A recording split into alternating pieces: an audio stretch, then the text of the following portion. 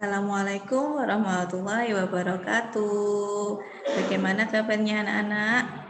Ustaz harap kalian semua baik-baik saja ya. Seperti biasa, sebelum mulai pembelajaran, kita baca basmalah dulu bersama-sama. Bismillahirrahmanirrahim.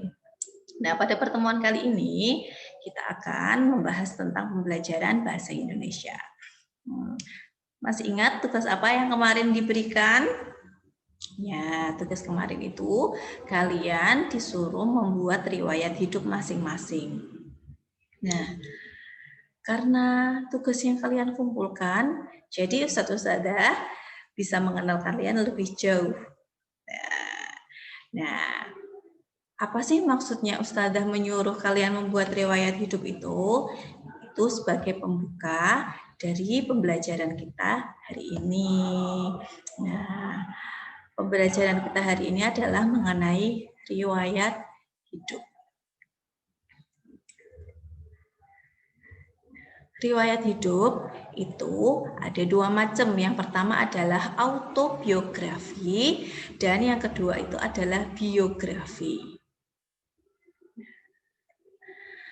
Autobiografi itu adalah riwayat hidup seseorang yang ditulis oleh dirinya sendiri. Jadi tugas kalian yang kemarin itu adalah merupakan contoh dari autobiografi. Karena riwayat hidup itu kalian tulis sendiri-sendiri.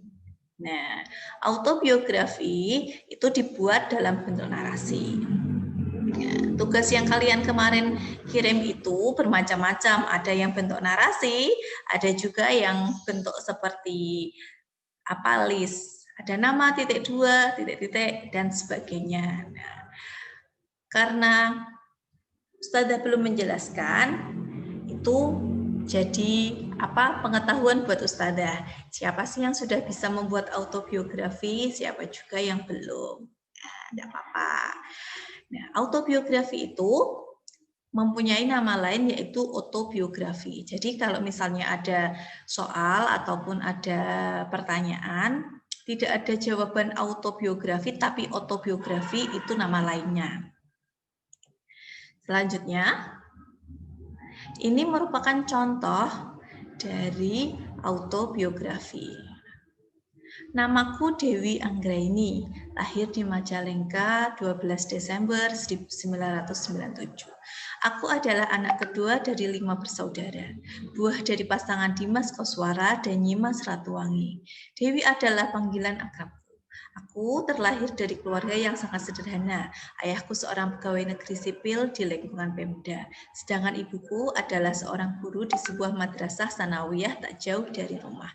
Sejak kecil, ayah selalu menasehatiku agar rajin beribadah, bersikap jujur, baik terhadap sesama. Nah, contoh autobiografi ini, dari kalimat ini kalian bisa tahu bahwa ini ditulis oleh dirinya sendiri. Namaku, dia memperkenalkan diri, terus anak dari berapa bersaudara, anak dari pasangan siapa, terus pekerjaan orang tuanya, dan sebagainya. Ini adalah contoh autobiografi. Jadi autobiografi itu adalah riwayat hidup yang ditulis sendiri.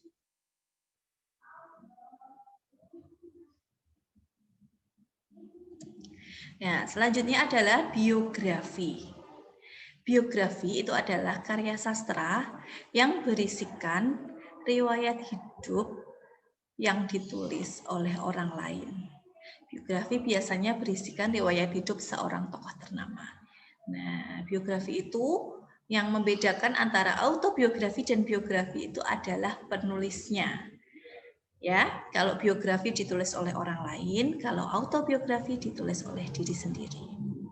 Biografi itu biasanya teks yang tidak dibuat asal-asalan. Ada tekniknya, mulai dari penelusuran fakta, kisahnya itu dipastikan dari kisah-kisah inspiratif, mirip dengan menulis berita. Nah, bukan hanya sekedar kehidupan seseorang, biografi itu juga memuat susah senang kehidupan seseorang. Jadi bukan hanya yang baik-baik aja yang ditulis, ada juga penderitaannya, kesusahan hidupnya.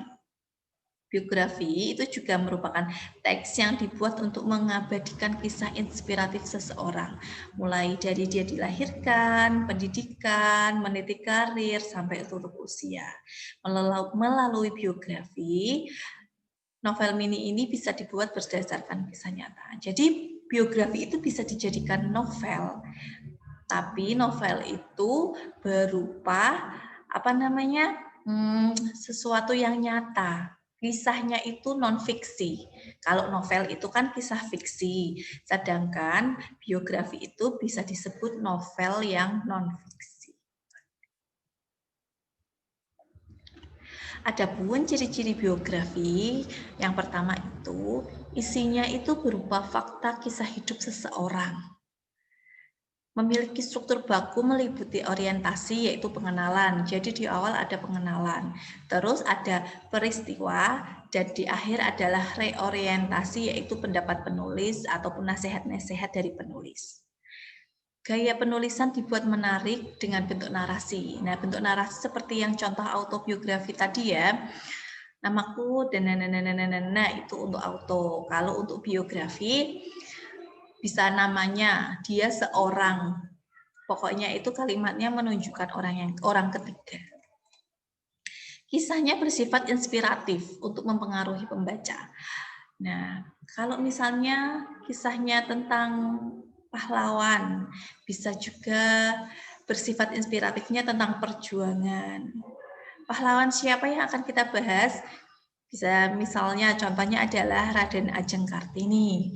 Itu tentang emansipasi wanita, tentang perjuangan seorang wanita pada zaman penjajahan, bahwa seorang wanita itu tidak memiliki hak untuk belajar, yang punya hak itu hanya seorang laki-laki. Nah, itu kisahnya inspiratif. Terus memberikan motivasi. Kalau inspiratif pasti akan memberikan motivasi. Terdapat kesan dan pesan dari tokoh tersebut. Rincian dalam membuat biografi itu yang pertama adalah latar belakang keluarga. Latar belakang keluarga itu seperti dia itu anaknya siapa, terus kehidupan kecilnya seperti apa. Kedua adalah riwayat pendidikan. Yang ketiga, pekerjaan. Keempat, prestasi yang diraih, dan informasi yang lain. Jadi setelah keluarga, itu pendidikan, dia sekolah dari SD sampai ke S berapa, S3 misalnya. Terus riwayat pekerjaan, dia mau tadinya bekerja dari mana sampai mana, prestasi apa aja yang diraih, dan informasi yang lain. Ini adalah contoh biografi. Raden Ajeng Kartini, lebih tepat disebut Raden Ayu Kartini, lahir di Jepara, Jawa Tengah 21 April 1979. Meninggal di Rembang, Jawa Tengah 17 September 1902. Raden Ayu Kartini adalah seorang tokoh suku Jawa dan pahlawan nasional Indonesia. Kartini dikenal sebagai pelopor kebangkitan perempuan pribumi. Nah, ini adalah contoh biografi dari R.A. Kartini. Nah, ini kan dari awal ini adalah tentang kehidupan pribadinya. Terus di akhir ini merupakan perjuangan yang dilakukan oleh Raden Ajeng Kartini.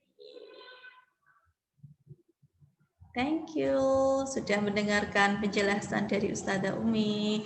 Jadi Ustazah jelaskan sekali lagi. Riwayat hidup dibagi menjadi dua macam. Yang pertama adalah autobiografi dan yang kedua adalah biografi. Yang membedakan itu hanya autobiografi dikarang atau ditulis oleh diri sendiri, sedangkan biografi itu adalah ditulis oleh orang lain. Dan keduanya itu ditulis dalam bentuk narasi. Semoga penjelasan Ustazah kali ini membuat kalian lebih paham ya bagaimana cara menulis riwayat hidup. Nah, sekian dari Ustazah Umi. Jika ada yang kurang paham bisa ditanyakan. Sebelum kita akhiri, Ustazah akan memberikan tugas berupa soal yang ada di Genius Smart School. Nah, cukup dari Ustazah. Kita akhiri dengan baca alhamdulillah. Alhamdulillahirabbil alamin. Wassalamualaikum warahmatullahi wabarakatuh.